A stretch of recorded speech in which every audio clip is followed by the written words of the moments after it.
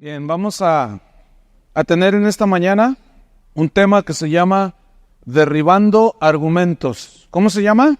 Derribando Argumentos. Déjeme darle una breve semblanza de lo que hemos venido estudiando. Hemos dicho y hemos establecido que para los cristianos la Biblia es la palabra inefable de Dios, no tiene error, que es la palabra confiable de Dios, que es la semilla de Dios.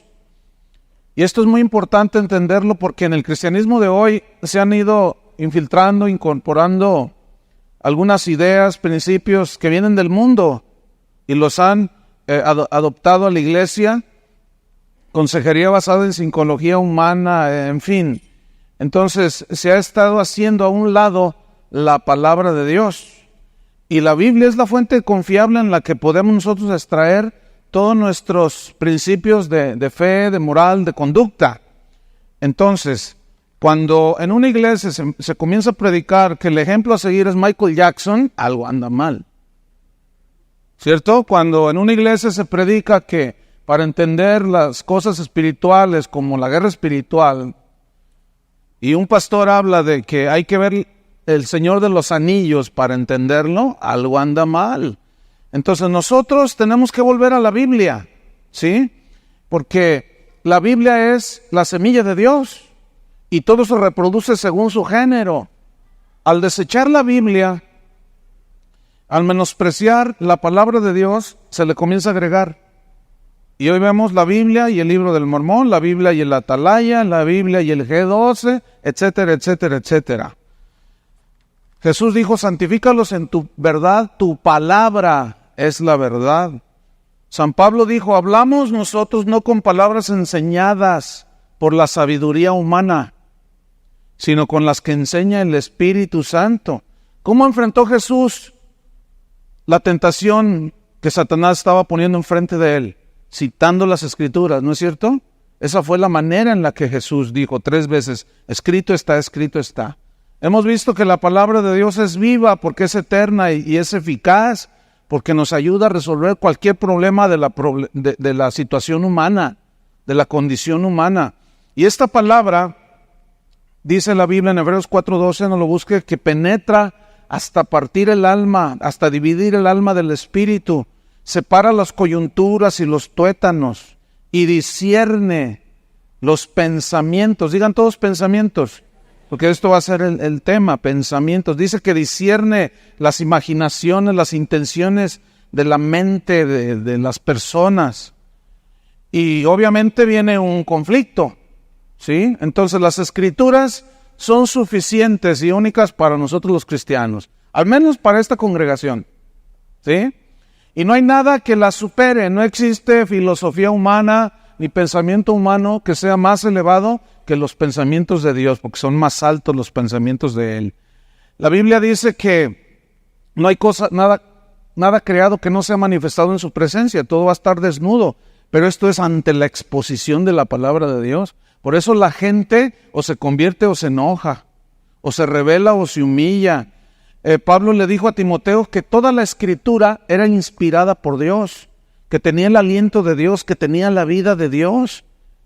Así como le sopló a Adán y le dio aliento de vida, así la palabra tiene este aliento de Dios y dice que esa misma palabra es útil, que es provechosa, beneficiosa para enseñar. ¿Para enseñarnos qué? Los principios de la fe, los principios de nuestra moral cristiana y los principios que nos rigen nuestra conducta. Para enseñar, para redarguir, significa refutar los errores que hay en la mente que nos hace actuar. Dice que la misma Biblia es útil para corregir, para enderezar lo que está chueco, para instruir, para disciplinar, a que la gente que escucha la palabra de Dios sepa distinguir entre su mano izquierda y su mano derecha, lo bueno y lo malo. Entonces, la Biblia nos es suficiente a nosotros. El Salmo 19, ¿se acuerdan del Salmo 19? Dice que la ley de Jehová es perfecta, es decir, es entera, no le falta nada. No podemos ni añadirle ni disminuirle porque nos vamos a meter en problemas. Y la palabra de Dios, la enseñanza de Dios, como es completa, abarca todos los aspectos en la vida humana. Por eso es la palabra de Dios. Dice que convierte el alma, es decir, que transforma el alma Y el entendimiento, los pensamientos están en el alma, en la mente. Ese es el alma, el ser consciente de la persona. Y dice que el testimonio del Señor es fiel, porque Él es un Dios de verdad. Él es firme, su palabra es firme, confiable y estable, no cambia. Y San Pedro dijo que si nosotros atendemos a la palabra profética más segura, haremos bien, que es la palabra de Dios. Y la misma palabra dice que hace sabio al sencillo. ¿Se acuerdan la definición de sencillo? Pues nos quita todo eso y nos hace útiles, hábiles. Entonces los mandamientos de Dios son rectos, son principios divinos rectos, razonables, son derechos. Y el precepto de Jehová es puro, es cristalino. Dios siempre nos va a hablar con claridad, nunca nos va a decir cosas así que no entendamos. Siempre Dios va a ser claro. Con razón el salmista dijo, lámpara es a mis pies tu palabra y lumbrera mi camino. Entonces todos los juicios del Señor son verdad.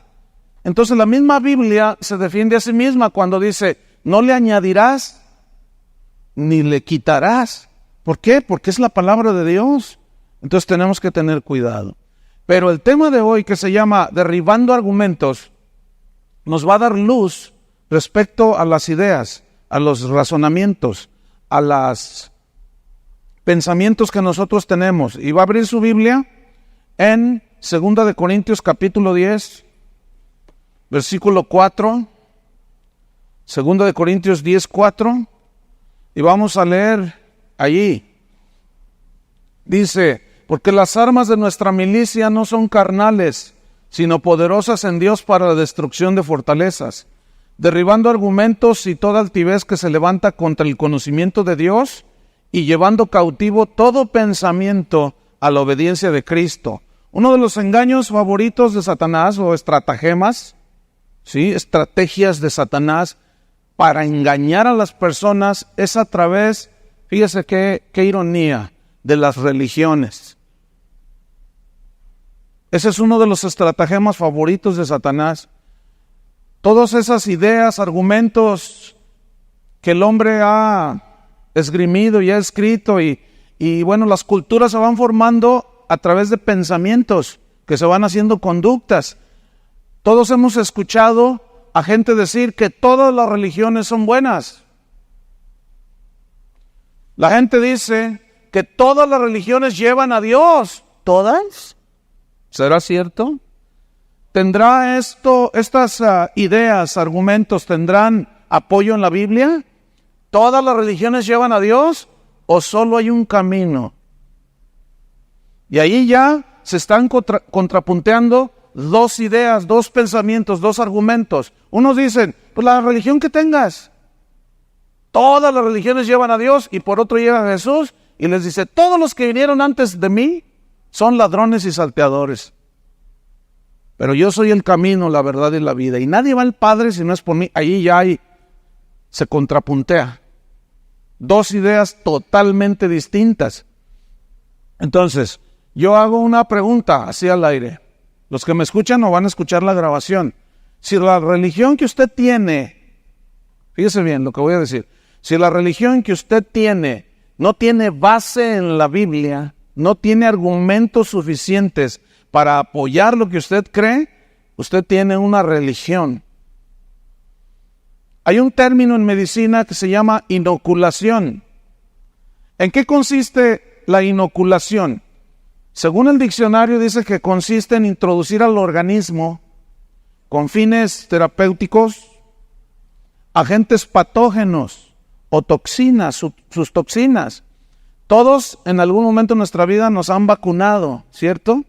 Vacunar es inocular, es inyectar a una persona un poquito de la toxina o del microbio o del virus contra el cual se quiere inmunizar. Fíjense, es un poquito del mismo virus, ¿se fijan?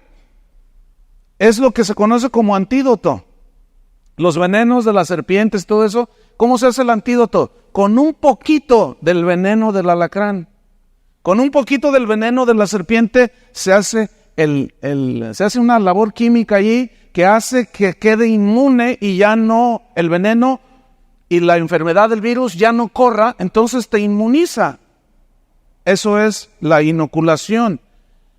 Un poquito de virus, un poquito para inmunizar. Escuchen, las religiones te dan un poquito de Dios, pero qué contradicción, qué ironía. Te alejan de Dios, te inmunizan contra Dios. ¿Entendieron la analogía? Entonces, fíjate, si tú hablas, por ejemplo, con un testigo de Jehová, pues tienen poquito de Dios, pero en el momento en que tú llegas y le dices Jesucristo es Dios, ellos te dicen no, Jesucristo es un hombre que fue creado como tú y como yo, y ahí ya no concuerdan los pensamientos de la Biblia con la doctrina de ellos, ¿se fijan? Entonces un poquito de Dios que tenga, todas las religiones tienen un poquito de Dios, pero ¿qué cosas? Eso los inmuniza en contra de Dios, porque cuando tú llegas con un testigo y le dices Jesús es Dios, te dice que no. Cuando tú llegas con un católico y le dices que hay un solo mediador entre Dios y los hombres, Jesucristo, te dice no. ¿Y nuestros cientos de santos y vírgenes dónde quedan? Fíjate qué cosa, un poquito de Dios inmunizó en contra de Dios. Y exactamente esa es una de las estrategias de Satanás, hermano. Por eso hay tantas religiones. Por eso hay miles, cientos y miles de religiones. Otro de los engaños que Satanás ha logrado, en los que Satanás ha logrado hacer caer al hombre y alejarlo de Dios, es a través de las filosofías. Digan todos filosofías. ¿Qué significa filosofía? Filosofía, la palabra está compuesta de dos palabras griegas. Filo o filía, que significa amar, y sofía significa sabiduría. Entonces, filosofía significa amar la sabiduría. ¿Qué es un filósofo entonces? Un filósofo es una persona que ama las cosas sabias.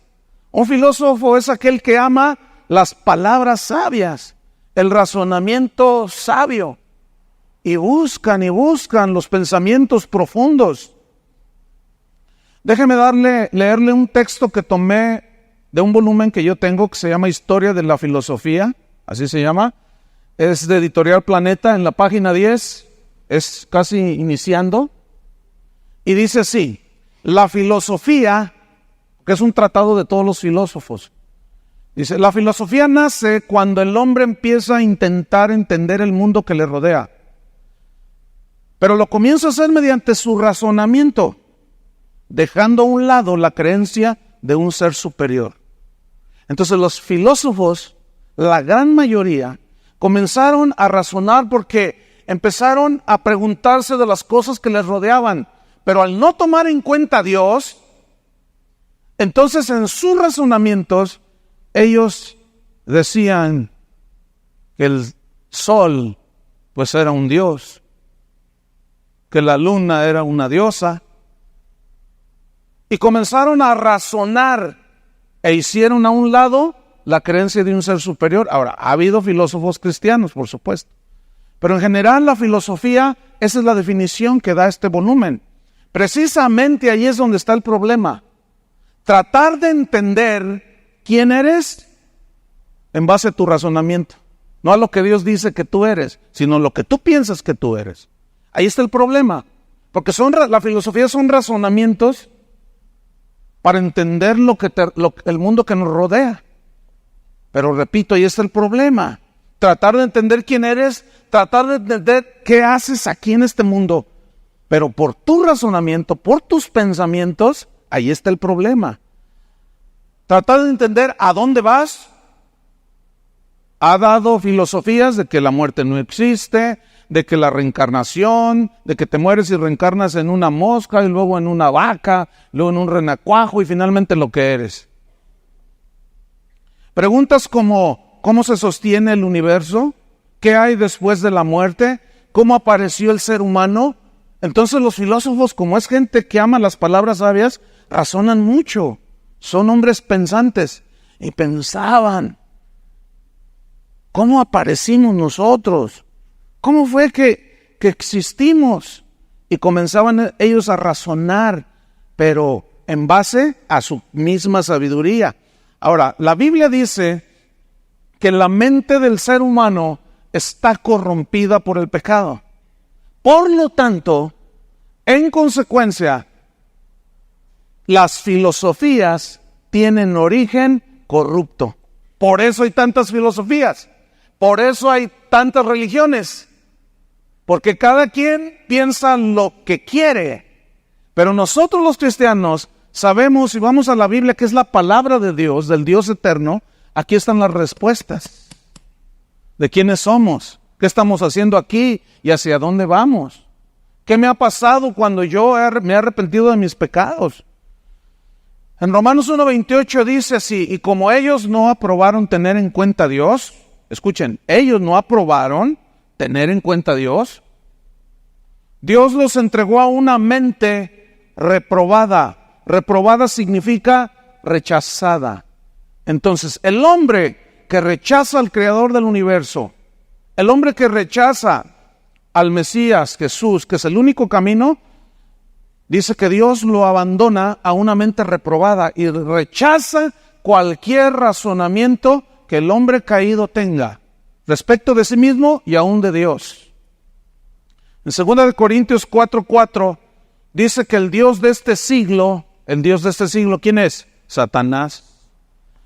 Es un ser espiritual, Satanás es un espíritu. Y él dice aquí, Pablo, que el Dios de este siglo, de este mundo, Satanás, cegó el entendimiento de los hombres, de los que no creen en Dios. Y cegar significa oscurecer. Es como si nos apagaran las luces aquí en este auditorio, no hay por dónde entre luz natural, cerrando esa puerta. Se nos oscurece todo y no podemos ver. Entonces el hombre que rechaza a Dios, su entendimiento está oscuro. Su entendimiento significa, cegado, oscuro, significa la percepción. Ese es cegó el entendimiento. Y entendimiento significa la percepción que tenemos nosotros de las cosas. Significa el intelecto y los pensamientos. Y fue así como un hombre llamado Darwin, un filósofo, porque la evolución es una filosofía, no es un hecho científico comprobable, es una teoría y se sigue enseñando en las universidades como si fuera algo comprobable científicamente, y la ciencia no ha podido comprobar la teoría de la evolución. Por eso sigue siendo teoría. Teorizan algo que no ha sido comprobado según la ciencia y sus métodos de comprobación. Y fue así como este hombre se puso a observar. Pero como tiene el hombre sin Dios el entendimiento oscuro, su percepción no es correcta. Y de pronto miró un renacuajo y dijo: ese se parece a mi hermano. Y luego vio a una salamandra y dijo: esa se parece a mi abuelita. Y después vio a un chango y dijo: ese es mi papá. Y fíjense a qué conclusión llegó. A decir que venimos del mono.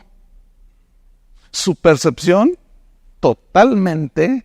Miren, se necesita más fe para creer que venimos del mono a creer que Dios nos hizo. Por lo tanto, la evolución es una religión, porque es asunto de fe. ¿Cierto? Entonces, los evolucionistas que se dicen ateos, no, también adoran. Pero su entendimiento está ciego, no pueden ver más allá. En Colosenses 2:8 dice la Biblia: mirad que nadie os engañe, dijo Pablo. Miren, cuídense que nadie los engañe. Y aquí el verbo engañar significa hacer vagar en la mente. Cuídense de que nadie los haga vagar en la mente, en su entendimiento. Colosenses 2:8, mirad que nadie os engañe por medio de filosofías. ¿Ven? Por medio de razonamientos que parecen inteligentes, que tienen cierto grado de sabiduría, pero que no se pueden comparar a las palabras sabias del Dios Todopoderoso y del Dios Eterno. Entonces dice Pablo, cuídense que nadie los engañe por medio de filosofías y de huecas sutilezas. Esas huecas sutilezas se refiere a frases e ideas y argumentos que son muy sutiles. Fíjense, hoy gente graduada de Harvard, de Yale y de las mejores universidades del mundo creen que venimos del mono. Es impresionante eso. Es increíble, diría yo. Condenan toda creencia en Dios, pero ellos creen que venimos del mono. Religión, ¿ven? Nadie los engañe por medio de filosofías y huecas sutilezas, según los pensamientos, las tradiciones de los hombres. Cuídense. Preguntas y frases como estas. Número 1. El hombre comenzó a razonar y de pronto alguien dice, ¿de qué están compuestas las cosas? Porque se empezó a observar. Y la ciencia se basa en la observación. Empezaron a observar, ¿de qué están hechas las cosas? ¿De qué está hecho el mundo? Estas fueron las preguntas que Tales de Mileto se hizo. Y empezó él mismo, con su propia mente, a dar respuestas. Nomás para que se den un quemón. Otro dijo, el carácter de un hombre es su destino. Ah, suena bien. El carácter de un hombre es su destino. Sí, pero ¿qué es destino? Preguntaría yo. Esto lo dijo Heráclito. Esta frase la tomó Sigmund Freud 2000 años después. Todo esto lo tomé de ese manual de filosofía. O sea, no estoy inventando. Y Sigmund Freud se dice que es el padre de la psicología moderna. Y tiene cada rollito que es una chulada. Otro dijo, fíjense cómo suena este. Haz caso de mi consejo y piensen menos en Sócrates y piensen mucho más en la verdad. Qué pensamientos, ¿no? Esto lo dijo el mismo Sócrates. O sea, no piensen en mí, no me vean a mí, pero piensen en la verdad. Ahora yo pregunto, ¿cuál es la verdad? ¿Qué es la verdad? Entonces ahí ya se cayó en un relativismo. ¿Por qué? Porque tú tienes tu verdad, yo tengo mi verdad, yo tengo una opinión que es mi verdad de las cosas. Si para mí el tener 2, 3 familias no es malo, pues esa es mi verdad. Yo las puedo sostener, no tengo problemas de manutención con los 25 hijos que yo tengo. Entonces esa es mi verdad, yo puedo con ello. Y otro dice, no, pero pues 3, no, nada más 2. Entonces se ha caído en un relativismo, porque todo depende del cristal con que se mira. Y allí eso es lo que ha llevado al mundo a una confusión de ideas terribles. Cada quien tiene su verdad. Por un lado, los de Greenpeace hacen manifestaciones y se les atraviesan a los buques y a los barcos pesqueros que andan detrás de las ballenas. Y esos mismos van a hacer manifestaciones, o sea, para que no maten las ballenas. Y esos mismos van y hacen manifestaciones a los congresos para que se legalice el aborto. Digo, explíqueme eso. Si alguien me lo explica, pues con todo gusto trataré de entenderlo. No maten ballenas, pero maten seres humanos. O sea, para ellos, matarlas, pues altera el sistema ecológico de la Tierra. Para algo están las ballenas. ¿Y los seres humanos? Pero es que ya somos muchos. Ah, mire qué filosofía tan interesante.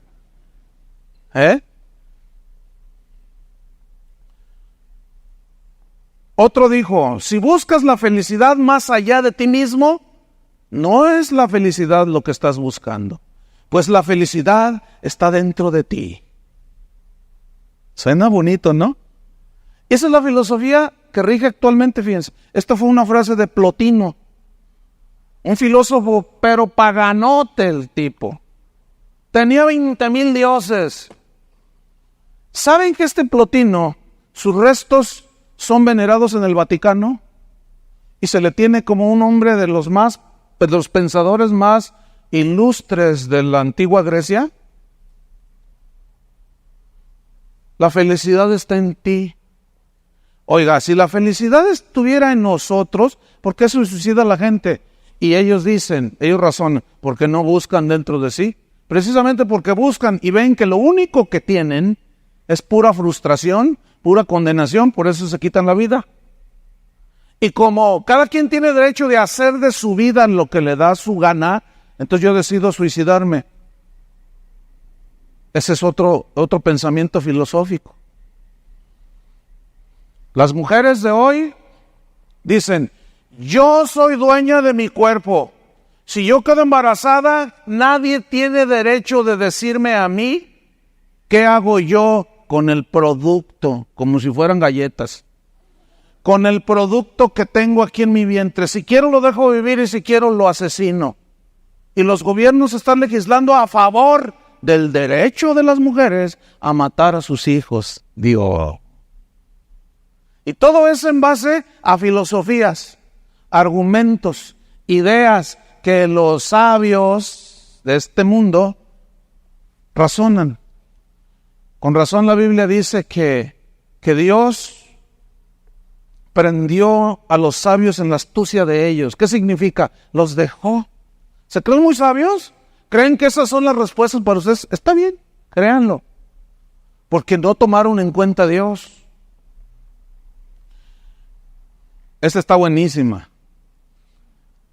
El hombre es por naturaleza un animal político.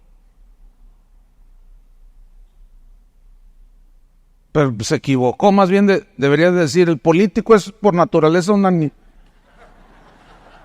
No sé. Está totalmente equivocado. Yo sé que no les gusta esto a algunos políticos. No todos son, es lo que dice ahí, pues. Ay, no que otro, pero ahora sí que como el filósofo de la lámpara, ¿no? Que andaba buscando, ¿se acuerdan? Diógenes. Que traía una lámpara, él decía que, ¿qué buscas? La verdad. La verdad se te perdió. Cada rollo que sacamos los humanos. Escuchen esta. La muerte no existe. Esta la dijo Epicuro. Y el libro de los Hechos menciona a los epicúreos. La muerte no existe. Yo pregunto, ¿entonces qué le pasó? Porque él razonó de esta manera. ¿Qué es la muerte? Porque veía que se desaparecía la gente y los enterraban. ¿Qué es la muerte? Para mí no existe, porque estoy vivo. Pero una vez que me muero, como ya no tengo conciencia, no sé si me morí. La muerte no existe. Ay, mira, qué inteligente eres. Nada más que filosofías tan más. Y dejan a la gente tambaleándose. La muerte no existe. No hay nada después de la muerte. Y comienzan a razonar. Y tuercen todo. Y obviamente que todo esto se contrapone con lo que la Biblia dice. Lo que tú decidas hacer, si te gusta, hazlo. Dijo otro filósofo. Si te gusta, lo que tú decidas hacer, si te gusta, hazlo. Si te gusta fornicar cada mes con diferente hombre, ¿te gustó? Sí, pues hazlo. Eso es bueno para ti. Mientras no le hagas daño a nadie, ya no más. Ya nada más. El hombre es bueno por naturaleza, dijo un filósofo llamado Jacques Rousseau, Juan Jacobo Rousseau. El hombre es bueno por naturaleza. ¿Será cierto? ¿Tendría razón? San Pablo dice, y la Biblia establece que el hombre es malo por naturaleza. Es todo lo contrario. Y Jesús lo afirmó, del corazón salen los homicidios, los adulterios, las fornicaciones, los robos, las maledicencias, del corazón del hombre salen. Es de adentro hacia afuera. Pero este hombre, no sé, a lo mejor al estar observando, vio a su abuelito que era muy buena persona y dijo, el hombre es bueno por naturaleza, no sé. La religión es el opio del pueblo, Carlos Marx. Pero él dijo religión no en el sentido que nosotros lo manejamos. Él lo que quiso decir es, Dios es el opio del pueblo, Dios es la droga del pueblo. ¿Qué pasa con una persona que se droga? No coordina nada. Es un torpe, es un tonto, anda todo así. Entonces, Él está diciendo que las personas que creen en Dios es como si estuvieran drogadas. Son gentes torpes, personas sin un razonamiento inteligente. Eso es lo que dijo. Dios ha muerto, gritó Nietzsche. Él ya se murió y Dios sigue vigente. ¿Y saben cómo murió este tipo? Murió loco, se le botó la canica. Oiga, decir que Dios murió es ponerse ahí con el Señor. Se le deschavetó el cerebro. Pero vamos a estudiar 2 Corintios 10. Vamos otra vez ahí. Pero para eso, mire, vamos a leer el contexto de este pasaje. ¿Por qué? Déjeme explicarle por qué debemos de leer el contexto de donde dice, porque las armas de nuestra milicia no son carnales, sino poderosas en Dios para la destrucción de fortalezas, derribando todo argumento y toda altivez que se levanta contra el conocimiento de Dios. ¿Por qué es importante leer el contexto? Mire, escuche bien. Más o menos entre 15 años, de 15 años para acá, 18 tal vez, comenzó una enseñanza que se conoce como la guerra espiritual. Y tomaron esos versículos para variar, los tomaron fuera del contexto. Y de 15 años para acá, yo empecé a escuchar cosas como estas. La Biblia dice, derribemos fortalezas, y hay una fortaleza de narcotráfico en esta ciudad. Hay una fortaleza de homosexualismo en este lugar, en esta ciudad. Vamos a orar y vamos a derribar la fortaleza del narcotráfico. Yo pregunto, ¿la derribaron? No solo ni cosquillas le hicieron, se multiplicó el narcotráfico. Antes México era un país de paso de la droga, hoy es consumidor. Hoy hay narcotienditas hasta aquí a la vuelta. Entonces, ¿a qué se refiere la Biblia cuando dice derribando fortalezas? ¿Saben a qué se refiere? ¿Saben cuáles son las fortalezas? Argumentos, ideas, pensamientos que se levantan en contra del conocimiento de Dios. Ahí están mal interpretados esos versículos, hermano. Por eso necesitamos ver el contexto. Y este es un principio de hermenéutica, que es la ciencia que nos ayuda a interpretar correctamente los textos. Y es leer lo que viene antes y después para entender. Entonces es importante que leamos el contexto. ¿Están listos? 2 Corintios 10, versículo 1, porque empezamos a leer desde el 4. Y bueno, ahí dice que derribemos que las armas de nuestra milicia. Inmediatamente empezamos a decir, pues ¿cuáles son las armas? ¿Cuáles son las armas? Y empezamos a decir cosas que San Pablo nunca quiso decir. ¿Y cuáles son las fortalezas? Pues esas, los narcos. Y empezamos a decir cosas que San Pablo nunca quiso decir. Entonces vamos a leer el contexto. Yo, Pablo, el asunto aquí, miren, déjenme, porque no podemos leer toda la epístola, es muy larga. Pero déjenme darle una semblanza así breve. Lo que sucedía es que los corintios, Pablo había llegado a Corinto, en Grecia, en la cuna de la filosofía, y les había predicado de Cristo. Y un buen número de corintios, que era parte de Grecia, creyeron al Evangelio. Pero como ellos traían un montón de filosofías y de argumentos y de cosas, por eso es que él les escribió estas escrituras. ¿Por qué? Porque hubo un momento en que comenzaron a rechazar el ministerio de Pablo. Pablo los había engendrado por medio del Evangelio. Él fue el que les sembró la semilla que los hizo nacer de nuevo. Pero después llegaron otros falsos apóstoles que traían filosofías de todas, ideas, argumentos, pensamientos que contradecían de una manera severa el pensamiento de Dios. Leamos pues.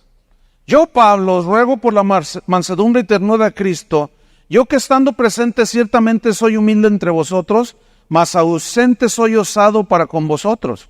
Ruego pues que cuando esté presente no tenga que usar de aquella osadía con que estoy dispuesto a proceder resueltamente contra algunos que nos tienen como si anduviésemos según la carne. Aquí esta frase, nos tienen como si anduviésemos según la carne, es decir, nos tienen como si nuestros argumentos, porque ese es el contexto, las ideas y los argumentos, como si nuestras ideas, nuestra enseñanza, nuestros pensamientos son de humana sabiduría. Dice, no, ustedes nos tienen como si anduviésemos así, pensando como cualquier ser humano. Y luego dice en el versículo 3, pues aunque andamos en la carne, es decir, en este cuerpo, ¿sí?, no militamos según la carne. Significa, no militamos, nuestra guerra, nuestra lucha no es según la carne, es decir, no según los pensamientos y razonamientos del ser humano, no. Y luego añade en el versículo 4, porque las armas, porque milicia es un término militar, ¿cierto? De la milicia, del ejército. Y luego en el versículo 4 dice, porque las armas de nuestra milicia. Y vamos a estudiar parte por parte de estos dos versículos, las armas de nuestra milicia. Ok, ahora ahí lo dejamos un poquito y vamos a 2 de Corintios, capítulo 11, en el versículo 1. Escuchen. Dice, ojalá me toleraseis un poco de locura, sí, toleradme, porque os celo con celo de Dios, pues os he desposado con un solo esposo para presentarlos como una virgen pura a Cristo. Escuche, pero temo que como la serpiente con su astucia engañó a Eva, la hizo estar vagando en sus pensamientos, ¿cómo? Vuestros sentidos.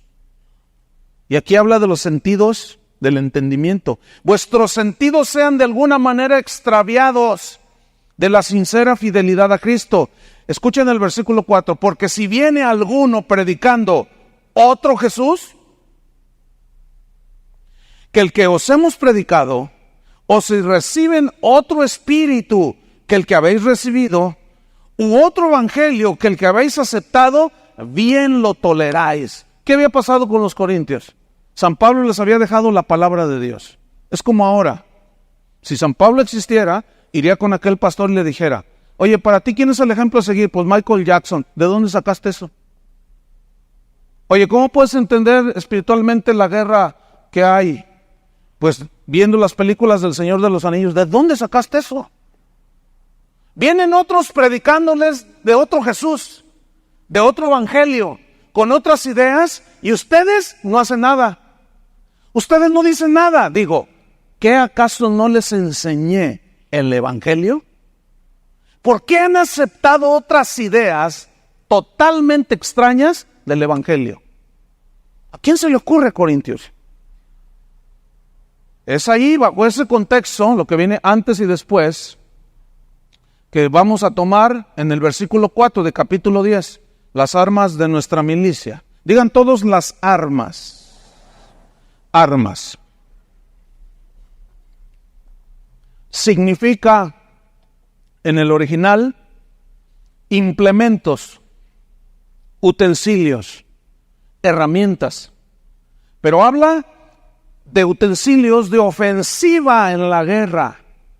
Y la Biblia dice en Efesios 6:17 que está hablando de la armadura del cristiano, el casco de la salvación, en los pies con el apresto del evangelio, la coraza de justicia, el escudo de la fe. Todas son armas de protección, son defensivas. Pero hay una que dice, sobre todo tomad la espada del Espíritu, que es la palabra de Dios. ¿Cuál es la espada del Espíritu? La palabra de Dios. Escuchen, la palabra de Dios es el arma más poderosa que existe, que nosotros tenemos los cristianos, que es el arma de defensa, de ataque más poderosa que existe. ¿Qué hizo Jesús cuando Satanás lo agredió? ¿Cómo lo resistió? Desenvainó la palabra, la espada del Espíritu, que es la palabra de Dios, y dijo: escrito está, Satanás, no me vengas con tus rollos de quererme cambiar mis pensamientos con otros pensamientos que están torcidos. Mira, lánzate desde lo alto, está escrito, y quiso torcerle la Biblia. Está escrito que Dios mandará a sus ángeles y no te dejarán que caigas al vacío. Escrito está también, Satanás, no tentarás al Señor tu Dios. ¿Qué hizo?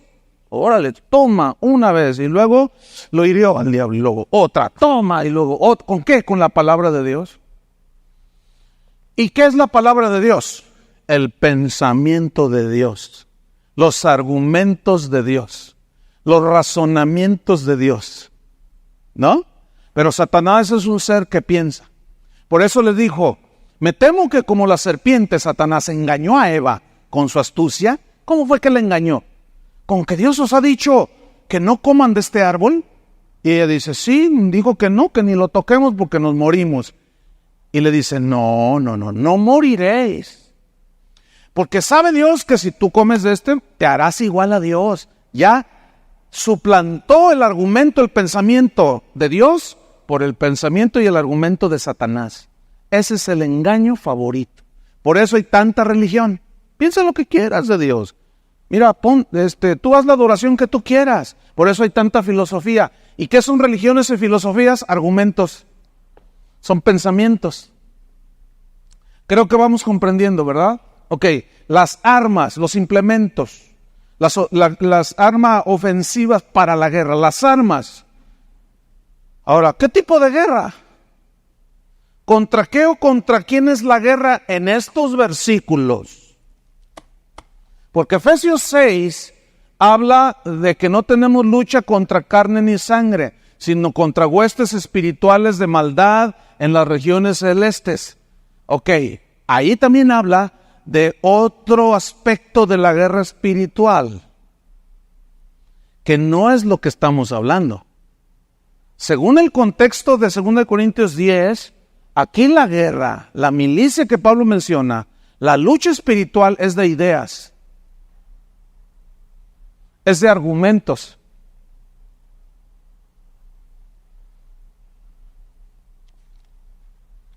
¿Contra quién es esta guerra? En este caso es contra Satanás. En cierta manera sí, porque Satanás influye en el pensamiento de los hombres. Pero en realidad, ¿está hablando aquí de destruir fortalezas como el narcotráfico? ¿O como tendencias en la sociedad? La respuesta es no.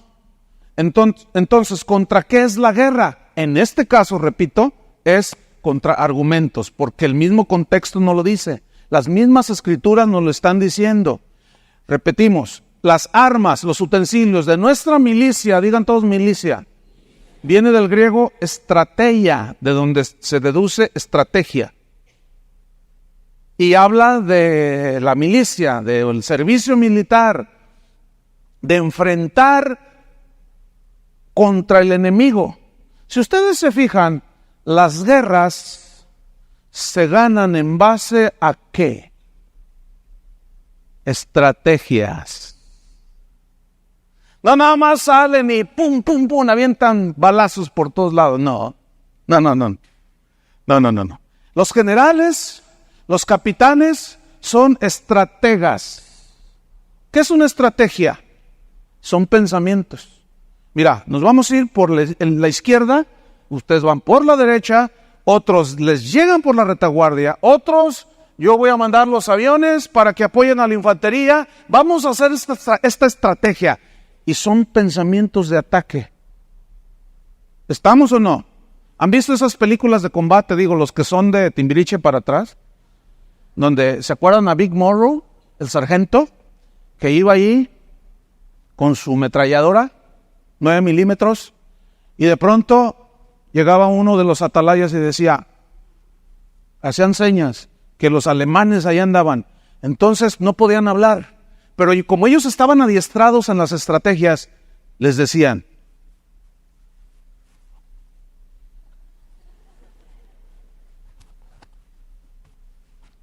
¿se acuerdan? Ellos entendían perfectamente. ¿Por qué? Porque estaban adiestrados. Todas esas señas que ellos decían ya eran estrategias previamente estudiadas para atacar al enemigo. Porque las armas de nuestra estrategia, nuestra guerra, ¿contra quién es la guerra? Aquí en estos versículos, contra otras ideas, contra otros pensamientos y argumentos que están en contra de la palabra de Dios. ¿Te está cayendo el 20, profe? Sí, ¿verdad? Entonces, las armas, los utensilios de nuestra guerra, de nuestro conflicto contra el enemigo, no son carnales. Aquí aparece una palabra sarquicos. Escuchen lo que significa sarquicos. No son carnales. Significa ideas de sabiduría humana. ¿Ven? Ahí está. Porque los utensilios que nosotros tenemos para enfrentar el conflicto contra el enemigo no son carnales, no son ideas ni argumentos de sabiduría humana. Por eso Pablo dijo, no se dejan engañar por filosofías. No son carnales, a eso se refiere aquí carnales. Y muchos han interpretado que es con pistolas y con... O sea, ciertamente dicen, no son con pistolas, no son con esto. Pero luego dicen que es un montón de armas y tratan de compaginar unos textos con otros que en el caso de la guerra espiritual, repito, de Efesios 6 y de 2 de Corintios 10 son totalmente distintas. No sé si lo alcanzan a ver o no. ¿Lo alcanzan a ver ustedes de la alabanza? ¿Sí? Que en este caso son argumentos, son ideas. Vamos a seguir. Entonces, las armas, los utensilios de nuestra guerra espiritual no son ideas de sabiduría humana, no son carnales, sino poderosas en Dios. Y aquí poderosas aparece una palabra conocida, dunatos, que viene de dunamis. Y dunamis significa, es de donde viene la palabra dinamita. Y cuando tú piensas en dinamita, estás hablando de un poder destructivo. ¿No es cierto? Un poder que destruye. 15 kilos de dinamita para derribar todo un cerro. O 50 kilos, no sé. Tiene un poder de explosión impresionante, la dinamita. Entonces, ¿cómo son nuestras armas que no son ideas ni argumentos, sino son poderosas? ¿Qué? ¿A qué se refiere? Son ideas, argumentos llenos del poder del Espíritu de Dios. ¿Por qué? Porque son los pensamientos de Dios. Fíjese, tan poderosa es la palabra de Dios. Ayer se me acercó un muchacho, se subió así rápido cuando yo terminé y dice, oiga pastor, yo quiero ser cristiano, me dice. Es la primera vez que vengo, pero ¿qué tengo que hacer para ser cristiano? Y le digo, creer. ¿Crees? Y me dice, sí, ya eres cristiano. Ya soy cristiano. ¿Y ahora qué tengo que hacer? Y ya me tomé media hora con él. Era la primera vez que venía. Fíjate, yo le dije, creer. ¿Y no es así? Es por fe, ¿no es cierto? ¿Tú crees que Jesús es el Hijo de Dios? Sí. ¿Crees que resucitó de los muertos? Sí. ¿Te quieres arrepentir? Desde hace rato mientras usted hablaba, dijo. Ese es el poder de la palabra de Dios. ¿Por qué? Porque son los argumentos de Dios, es el pensamiento de Dios.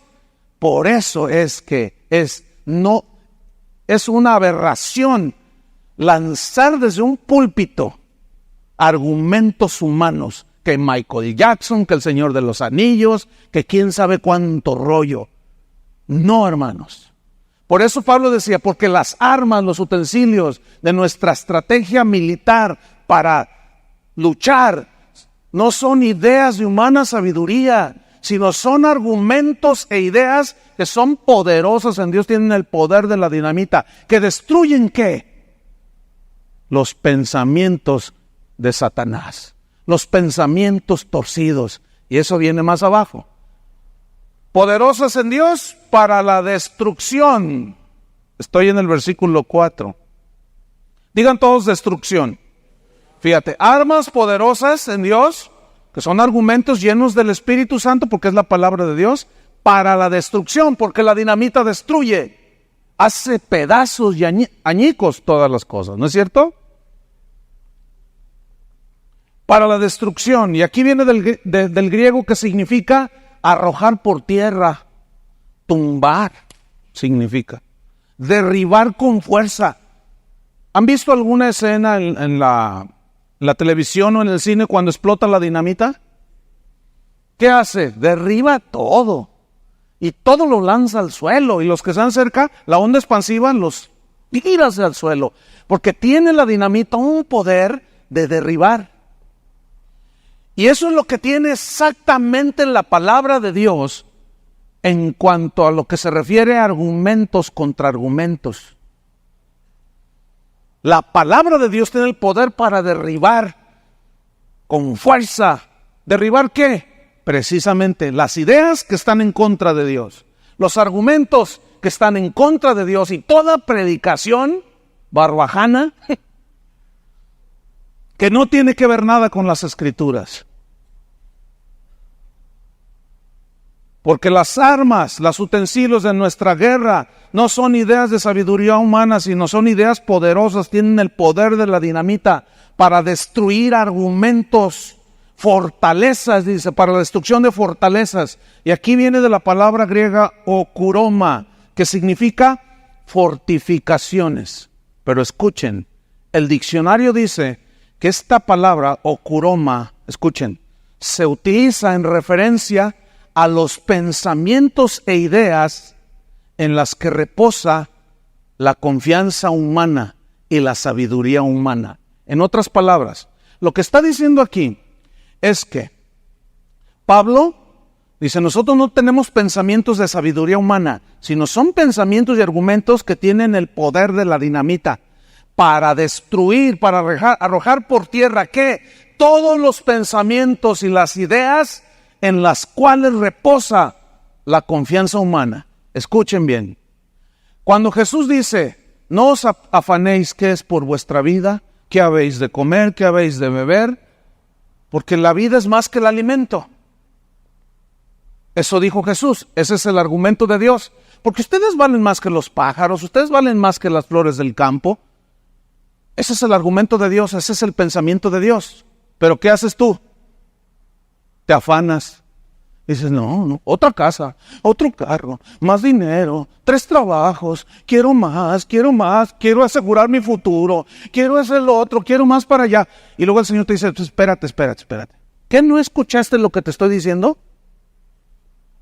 Que busques primeramente el reino de Dios y su justicia, y todo lo demás yo te lo voy a añadir. No seas como los paganos que buscan todas estas cosas. Tú busca primero el reino de Dios y su justicia, y todo lo demás, eso que todo el mundo pelea, yo te lo voy a añadir. Ese es el pensamiento de Dios. ¿Pero qué haces? ¿Le haces caso al Señor? Esas son las fortalezas, hermano. ¿Entendieron? Esas son.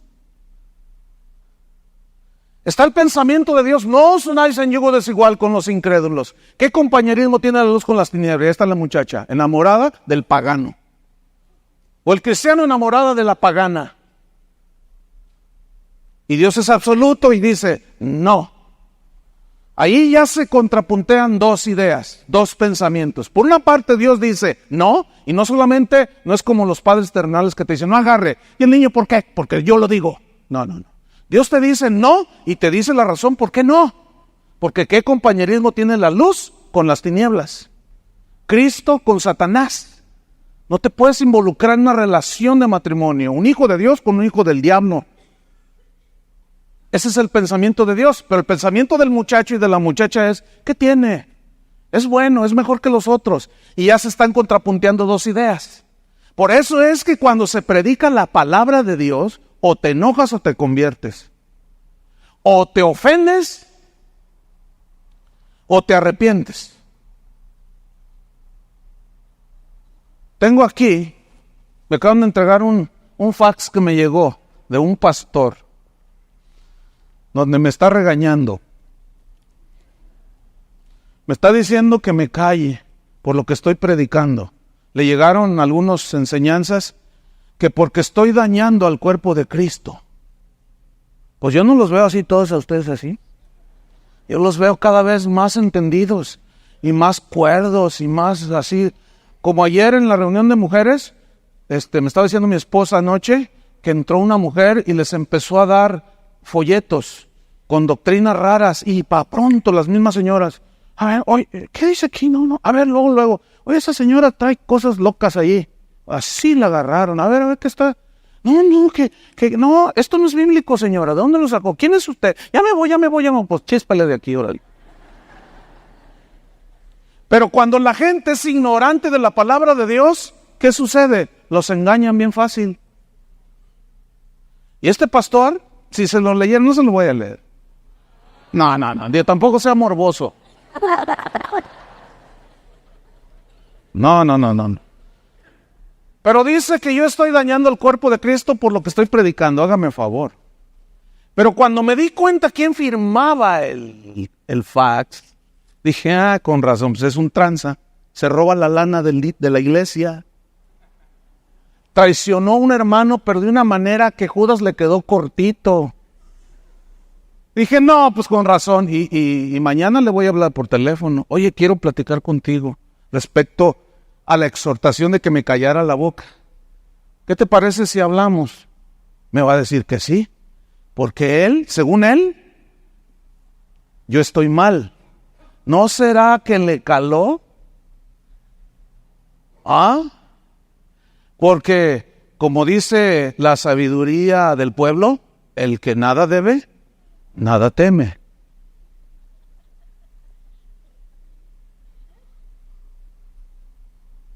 Eso está en Proverbios 28,700. Porque las armas de nuestra milicia no son carnales, ideas de humana sabiduría, sino poderosas. Son ideas, argumentos llenos de dinamita del poder de Dios para la destrucción, para arrojar por tierra las fortalezas que son los pensamientos e ideas sobre las que descansa la confianza humana. Derribando, digan todos derribando. ¿Qué dice en el versículo 5? Derribando. Capto. Esa es la palabra griega.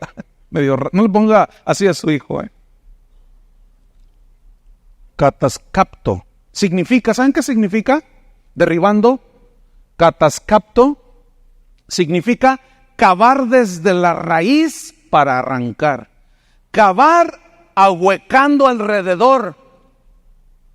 Y cuando yo estaba estudiando esto, vino a mi mente que el año pasado, en el tiempo de lluvias, mi esposa me dijo, oye, el pino que está en el patio trasero se cayó. Teníamos un pino que estaba un poquito más alto que yo, medía como 2 metros, pero es de esos que tienen mucho follaje. Y estaba tan cargado de agua, se dobló y se vino a tierra. Entonces, ahorita lo arranco. Y ya después de desayunar y tomar fuerza, con mi cornflakes, fui a donde estaba tirado el pino y lo tomé del tronquito, que no estaba muy grueso, y lo quise arrancar y le hago así. Ahí. Dije, pero pues, si está bien chiquito y no se le ve mucha raíz, y lo volví a agarrar y que lo movía ni 1 centímetro, lo desenterré. Entonces comencé, con una pala y una barra, comencé a escarbar. Y escarbé como 1 metro alrededor. Y lo jalé y nada. Dije, caray, pues ¿y ahora qué? El diablo. Te ato, Satanás. No, ya estoy cotorreando ahí. Entonces le dije a mi cuñado, oye cuñado, ayúdame a sacar este pino que no puedo arrancarlo. Me dice. Dice, a ver, por allá, cuñado. Y lo agarra y le hace. Le digo, ¿qué ojo? Dice, caray. Seguimos escarbando, hermano. Y empezamos a encontrar un montón, en las raíces, un montón de como tentáculos, que estaban bien profundas. Y comenzamos a arrancar de uno por uno. Poquito más de 1 metro escarbamos alrededor y empezamos a cortar los tentáculos de la raíz. Cuando ya los cortamos, ya lo podíamos mover. Y dijimos los dos juntos, a las 3 lo arrancamos. Y nos agarramos, 1, 2, 3. todavía, hermano. Lo logramos arrancar. Como 3 horas, hermano. En la tarde yo andaba así. Me dolía toda la espalda. Me dolían los brazos. Pero así, hermano, es como están las ideas. Así es como están los argumentos. Mire, usted y yo venimos del mundo y agarramos de todo. Nuestra vida se fue formando por pensamientos, ideas y argumentos, ¿cierto? Usted pensaba lo que quería, hacía lo que quería. Llega Cristo, comienza a oír la palabra de Dios y dice, ah, caray, yo no sabía que eso no le agradaba a Dios. Ah, caray, ¿a poco? Entonces, unos reaccionan bien, otros lo rechazan y dicen, ah, el pastor exagera. Ah, bueno, la Biblia sí dice, pero... Y así fue como salió una filosofía que se conoce como escepticismo, el pero. Los escépticos decían, bueno, sí. Ahí está esto que vemos allí en el universo, pero... Bueno, sí, ustedes vieron esto, pero... Bueno, sí, es que esto lo definiste bien en cuanto a matemáticas y física, pero... Y todo era pero para los escépticos. ¿Se acuerdan de Tomás? El Señor resucitó. Pues no, yo no creo hasta que no meta mis manos allí. Escéptico. O sea, no creyó a lo que los otros le estaban diciendo. Por sí mismo tenía que estar convencido. Pero, y hoy esa filosofía del escepticismo está muy clavada en la iglesia, hermano. Escuchamos la palabra de Dios, oye las predicaciones y dices, sí, pero... Ah, pues quédate con tu pero. Quédate con tu filosofía. Bueno, sí, la Biblia dice que yo debo de respetar a mi esposa, pero es que el pastor no sabe qué bruja me tocó. Pues sí, la Biblia dice que me someta a mi marido, pero no sabe el barbaján que me tocó. No, no te tocó, tú lo escogiste. Y tú la escogiste, ¿no es cierto? Pero como tus ideas, tus argumentos te tienen bien arraigados, esas son las fortalezas, hermano. Y déjame darles una referencia. En los tiempos bíblicos, las ciudades estaban amuralladas, ¿cierto? Que eran murallas altísimas, de tal manera que no solo eran altas, sino que muchos castillos donde finalmente se refugiaban los reyes, estaban construidos en la cima de los montes. Y aparte de estar en la parte más alta, tenían unas murallas impresionantes, de tal manera que cuando querían entrar a esa ciudad o a ese castillo, ustedes han visto en las películas, fabricaban unas escaleras y utensilios y cosas, y todos iban en bola, y luego subían las escaleras, y comenzaban a subirse, y los soldados que estaban en las partes altas del castillo, pero llegó un momento en que eran tantos que en ocasiones lograban brincar las murallas. No era fácil. Escuchen, hermanos, derribando argumentos, derribando fortalezas. ¿Qué son? Pensamientos. Uy, hermano, por eso el religioso tiene... Respóndame esto. Bueno, voy a lanzarlo al aire.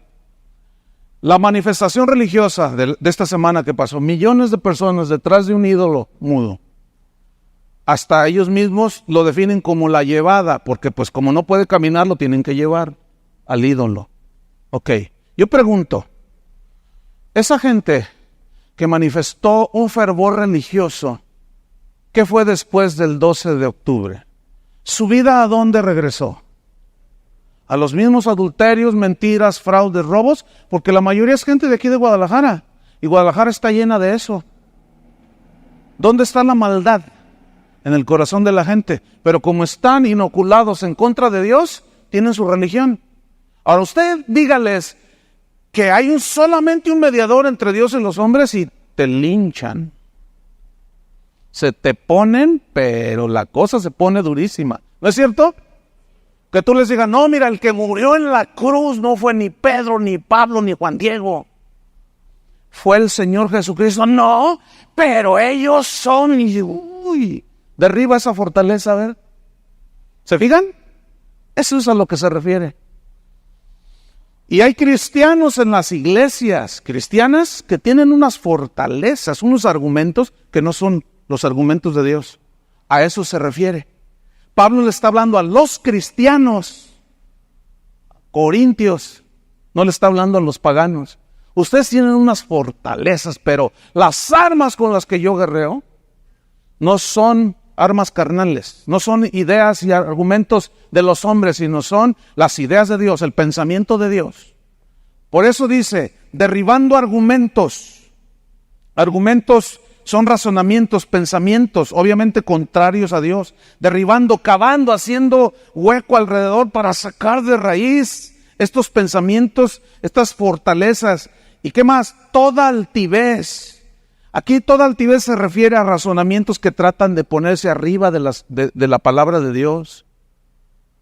Toda altivez que se levanta contra el conocimiento de Dios. Aquí se refiere contra el conocimiento de la verdad de Dios.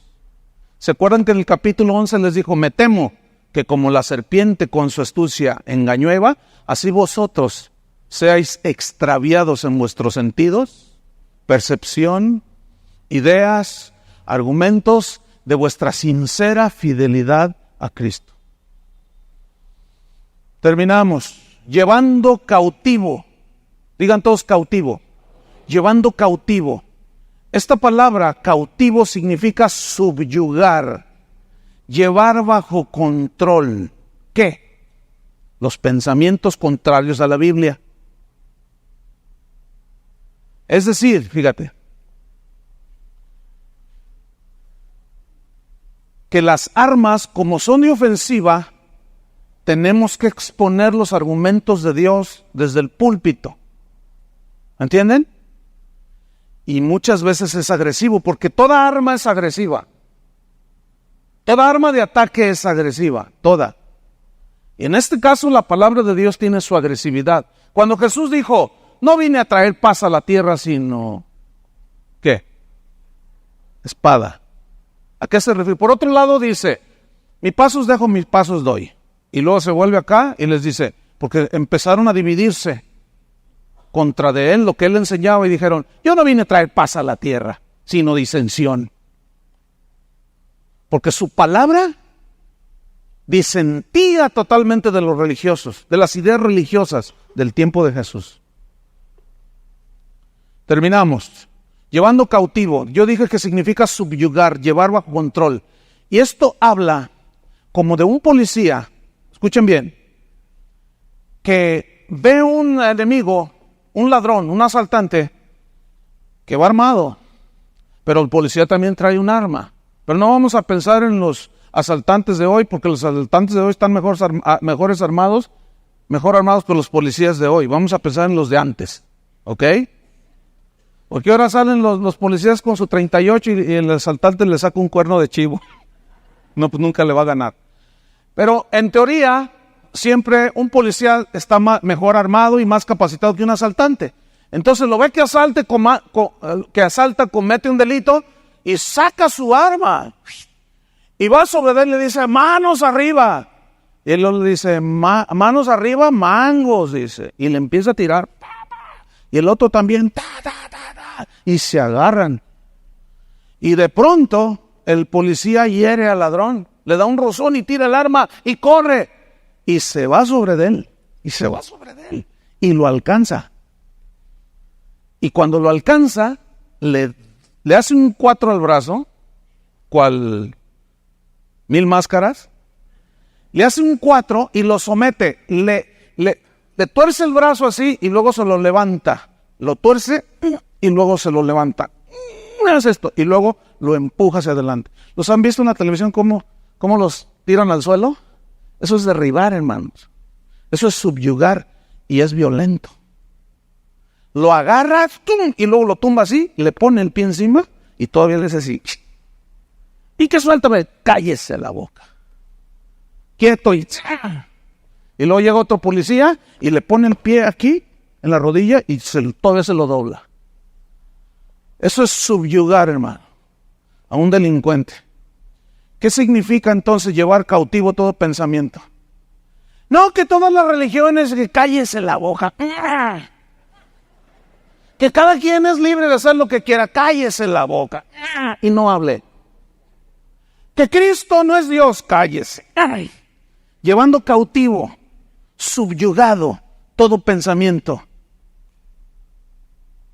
Por eso es que muchos cristianos no tienen victoria en sus vidas. Porque toda la guerra es en la mente.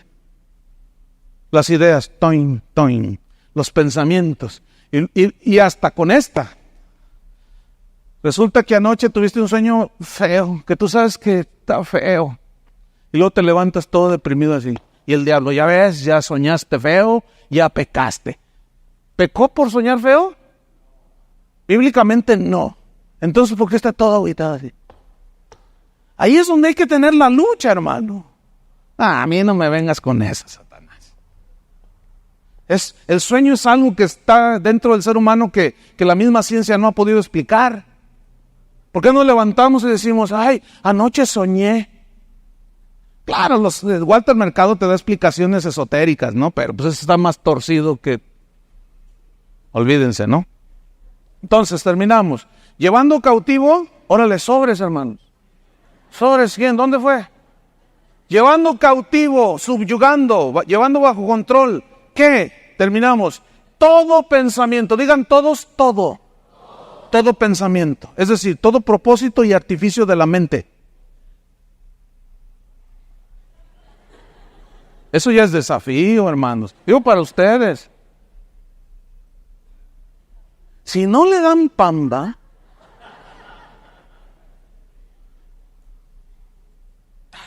ya, ok, ya. Llevando cautivo todo pensamiento, artificios de la mente. ¿A dónde llevamos cautivo? Cállese. Y está Cristo allí. Pues este dice que es bueno andar con un pagano. Sí, es que cállese. Ahí está, Cristo. Llevando cautivo todo pensamiento a la obediencia de Cristo. ¿Dónde están las reglas de Cristo? Aquí. La obediencia de Cristo es obediencia a la verdad de Dios. Santifícalos en tu verdad, tu palabra es la verdad. Déjeme terminar haciéndole una paráfrasis de esto que acabamos de estudiar. Escuche, no lo va a poder anotar porque voy a leer y se lee más rápido que lo que se escribe. Retomando las definiciones de estos versículos. Dice así más o menos. Porque los implementos, los utensilios y las herramientas ofensivas que nosotros tenemos para la guerra espiritual en esta carrera militar, para enfrentar el conflicto, no son ideas, no son argumentos de humana sabiduría, sino son argumentos, ideas, pensamientos llenas del poder de Dios, porque son los pensamientos de Dios para derribar, echar por tierra, tumbar por la fuerza todos los pensamientos, los argumentos y las ideas de la mente sin Dios, que son verdaderas fortalezas y que debemos cavar desde la raíz, ahuecando alrededor para que se caigan y arrancarlos y echar por tierra todos estos argumentos e ideas que tratan de ponerse encima de la palabra de Dios y del conocimiento de la verdad de Dios, subyugando y llevando bajo control todo propósito y artificio de la mente corrupta para llevarlos a obedecer la verdad de Dios, que es su palabra. ¿No le dan un aplauso a Dios?